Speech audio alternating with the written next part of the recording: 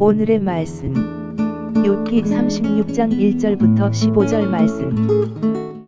하나님 아버지, 금요일 아침 이 시간에도 주님의 은혜를 향함으로 주 앞에 나갑니다.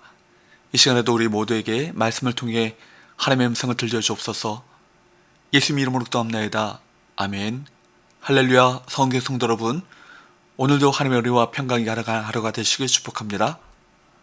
오늘 우리에게 주시는 하나님의 말씀은 욥기 36장 1절에서 15절까지의 말씀입니다. 엘류의 말은 아직 끝나지 않았습니다. 1절과 2절, 엘류가 말에 이어 이르되 나를 잠깐 용납하라. 내가 그대에게 보이리니 이는 내가 하나님을 위하여 아직도 할 말이 있음이라. 앞의 본문과 오늘 본문의 내용이 비슷한 걸 보면 그는 욥이 자신의 말을 제대로 듣지 않고 있다고 연긴 모양입니다. 그래서 그는 자기 말에 권위를 더하기 위해 2절 말씀에 내가 하나님을 위하여 아직도 할 말이 있다고 말합니다. 우리말 성경은 이 구절을 하나님 대신으로 번역했습니다. 엘리오의 말들은 정말 하나님의 뜻과 섭리를 대변하고 있을까요? 3절 4절 내가 먼 데서 지식을 얻고 나를 지으신 이에게 의를 돌려보내리라. 진실로 내 말은 거짓이 아니라 온전한 지식을 가진 이가 그대와 함께 있느니라. 엘리오는 자기가 먼 데서 지식을 가져왔다고 그렇게 말합니다. 즉 하나님이 지식을 주셨다는 말인데 이는 역으로 앞서 말한 사람들의 지식은 그렇지 않다는 뜻입니다. 이렇게 생각했기에 당당히 자신을 가리켜 4절에서 온전한 지식을 가진 이가 그대와 함께 있다 라고 말할 수 있었을 것입니다.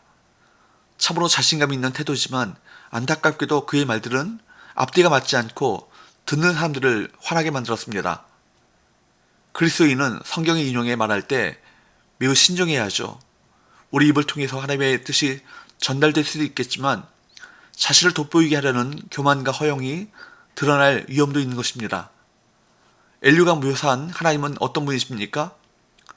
5절부터 7절까지 말씀, 하나님은 능하시나 아무도 멸시하지 아니하시며 그의 지혜가 무궁하사 악인을 살려두지 아니하시며 고난받는 자에게 공의를 베푸시며 그의 눈을 의인에게서 떼지 아니하시고 그를 왕들과 함께 왕좌에 앉히사 영원토록 존귀하게 하시며 하나님은 강하고 의로우신 분이십니다. 사람은 강한 동시에 의롭기가 쉽지 않죠. 강하면 편법을 쓰기가 쉽고 의로움을 지키려면 강함과 결탁해서는 안 될 것입니다. 그러나 하나님은 완전히 강하시고 동시에 완전히 의로우십니다. 그런데 우리는 이 구절만 떼어놓고 볼 것이 아니라 이 묘사가 어떤 맥락에서 등장했는지를 알아야 합니다. 엘류는 이렇게 밑작업을 해놓고 의롭게 살다가 타락하여 결국 파멸하는 이의 운명에 대한 언급으로 논지를 이어가고 있습니다. 이는 욥을 저격하는 흐름입니다. 성경 말씀을 가지고 사람을 공격해서는 안 됩니다. 하나님을 빙자해 말하는 습관이 있다면 반드시 고치십시오. 엘리후는 고난의 순기능에 대해 설명합니다. 8절부터 10절 혹시 그들이 족쇄에 매이거나 환란의 줄에 얽혔으면 그들의 소행과 악행과 자신들의 교만한 행위를 알게 하시고 그들의 귀를 열어 교훈을 듣게 하시며 명하여 죄악에서 돌이키게 하시나니 하나님께서는 고난을 통해 사람이 무슨 범죄를 저질렀는지를 깨닫게 하신다 라고 말합니다. 또 그들의 귀를 열어 회개를 명하신다고 합니다. 엘리후가 욥을 어떻게 판단했는지 잘 알 수 있는 대목입니다. 욥도 완전 무결한 존재일 수는 없었으나 욥을 덮어놓고 죄인 취급하는 엘리후도 마찬가지입니다. 우리는 단순하고 명백한 죄인인 타인과 복잡하고 애매한 죄인인 나를 분리시키는 경향이 있습니다. 그렇게 타인을 정죄하며 상대적으로 자신이 경건하다고 그렇게 자부합니다. 이런 생각을 가진 사람들은 하나님 대신 말하는데 주저함이 없습니다. 우리는 하나님 노릇하겠다는 그런 교만함을 버려야 합니다. 우리는 하나님 대신 말하겠다는 오만한 생각을 버리고 겸손하고 겸허한 마음으로 하나님께 나아가야 합니다. 11절에서 14절 만일 그들이 순종하여 섬기면 형통한 날을 보내며 즐거운 해를 지낼 것이요 만일 그들이 순종하지 아니하면 칼에 망하며 지식 없이 죽을 것이니라. 마음이 경건하지 아니한 자들은 분으로 싸우며 하나님이 속박할지라도 도움을 구하지 아니하나니 그들의 몸은 젊어서 죽으며 그들의 생명은 남창과 함께 있도다.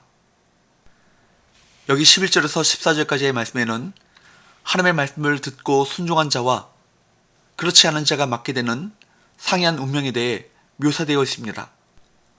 즉 엘리후는 욥이 자기 말을 들으면 번영하고 장수하겠지만 그렇지 않으면 남창들처럼 일찍 죽을 것이라고 합니다.